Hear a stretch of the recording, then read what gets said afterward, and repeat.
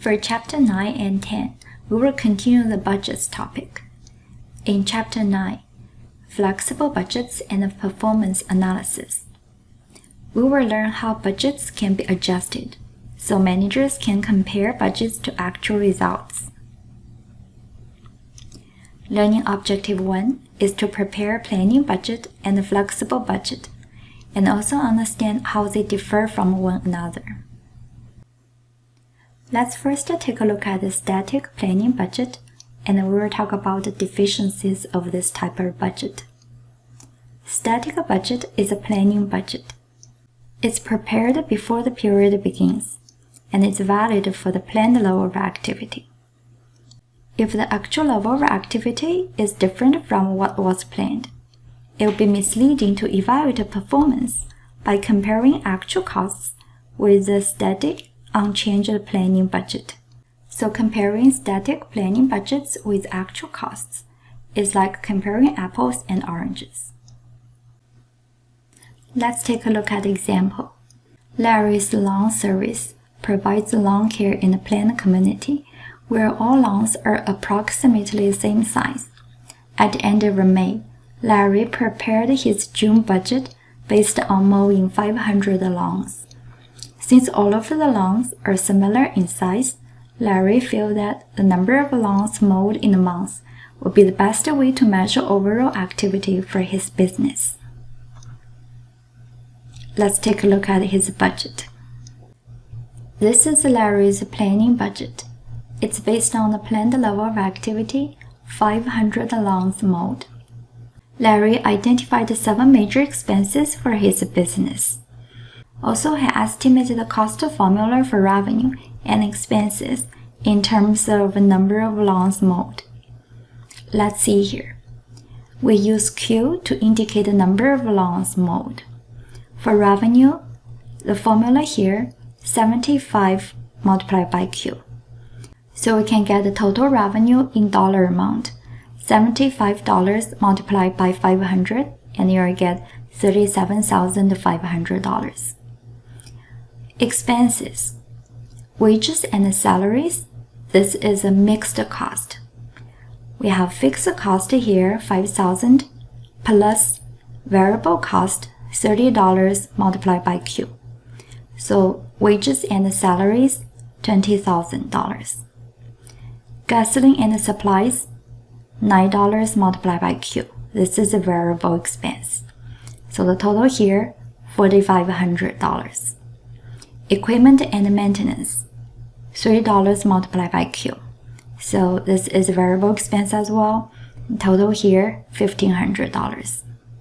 For office and shop utilities, office and shop rent, equipment depreciation, and insurance. Those 4 expenses are fixed expenses. They are constant, regardless of how many lawns are mowed. Total expenses here, $32,500. We subtract the total expenses from total revenue, and then we can get net operating income, $5,000. Again, this is based on planned level of activity, 500 lawns mowed. Now let's take a look at Larry's actual results. This is Larry's lawn service actual results for the month of June. Actual number of lawns, 550. For revenue, actual revenue earned, $43,000. And Larry has incurred actual expenses here. Total expenses, $36,550. And net operating income, $6,450. If we want to compare Larry's actual results with a planning budget, this is a table. This column shows revenue cost formulas. Planning budget is prepared based on planned level of activity, 500 lawns mowed, and followed revenue cost formulas. For actual results are based on actual level of activity, 550 lawns mowed. It shows actual revenue earned and expenses incurred. Please note here, actual results are not prepared following revenue or cost formulas. They are actual revenue earned and actual expenses incurred. The last column shows variances. The differences of revenue and each expense between planning budget and actual results are calculated as variances. If actual revenue is greater than budgeted revenue, it's a favorable variance, so we use F to indicate it. If actual costs are less than budgeted costs, it's a favorable variance. If actual costs are greater than budgeted costs, then that's unfavorable variance. Since these variances are unfavorable, can we say Larry has done a poor job controlling costs? And because of this favorable variance, can we say Larry has done a good job controlling costs? We cannot actually answer these questions because comparing planning budget with actual results is like comparing apples to oranges. Levels of activity are different for these two budgets. Actual activity is more than planned activity. So if actual level of activity is higher, of course, the variable costs should be higher. We cannot jump to the conclusion saying if Larry has done a good job or a poor job controlling costs. Then it raises an additional question. How much of the cost variances are due to higher activity and how much are due to cost control? To answer this question, we need to flex the budget. Let's take a look at flexible budgets. A flexible budget provides estimates of what revenues and costs should be for any level of activity within a relevant range. When used for performance evaluation purposes, actual costs are compared to what the cost should have been for the actual level of activity during the period. This enables apples-to-apples cost comparisons. It helps managers control costs and improve performance evaluation. To flex the budget, we make two assumptions. First, total variable costs change in direct proportion to changes in activity. Second, total fixed costs remain unchanged within the relevant range. These are two cost behaviors we've learned in Chapter 1. Now let's prepare a flexible budget for Larry's lawn service. This is Larry's flexible budget based on actual level of activity, 550 lawns mowed. We can calculate revenue and variable expenses and mixed expenses following revenue cost formulas. For fixed expenses, keep in mind they are constant. This is a complete table. For revenue, we use 75 multiplied by 550. And for wages and expenses, 5,000 plus $30 multiplied by 550. And gasoline and supplies, $9 times 550. Equipment maintenance, $3 times 550. And you can see for fixed expenses, they are the same. Total expenses, $34,600. And net operating income, $6,650. Next, we will calculate and interpret activity variances.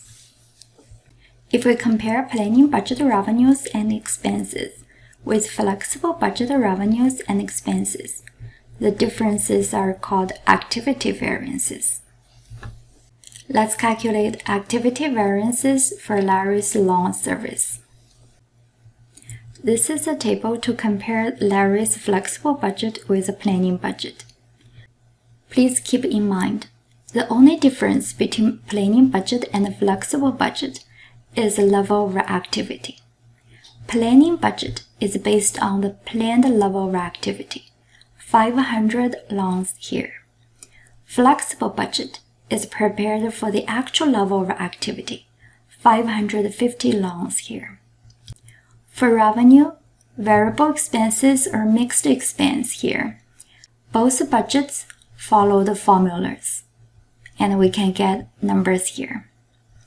For fixed expenses, they are constant. So you can see, regardless of how many loans mowed, they are the same. Here, revenue in the flexible budget is 10% higher than the planning budget because the revenue varies proportionally to changes in the activity level. The higher activity level results in a favorable activity variance for revenue. For expenses, wages and salaries are mixed expenses. It incurs unfavorable activity variance. Gasoline and supplies, equipment and maintenance, they are variable expenses. Expenses in the flexible budget also increased by 10% compared to planning budget. The higher activity level results in unfavorable activity variances for these two variable expenses. For fixed expenses, they are constant. Here's one question. If activity and revenue increase by 10%, will net operating income increases by 10%?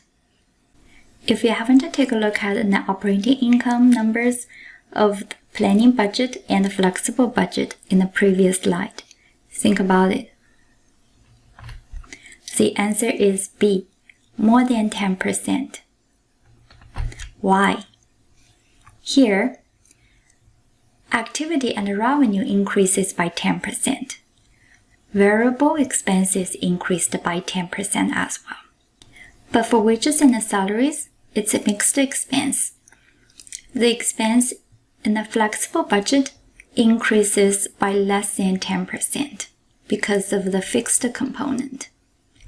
And for fixed expenses, they are constant.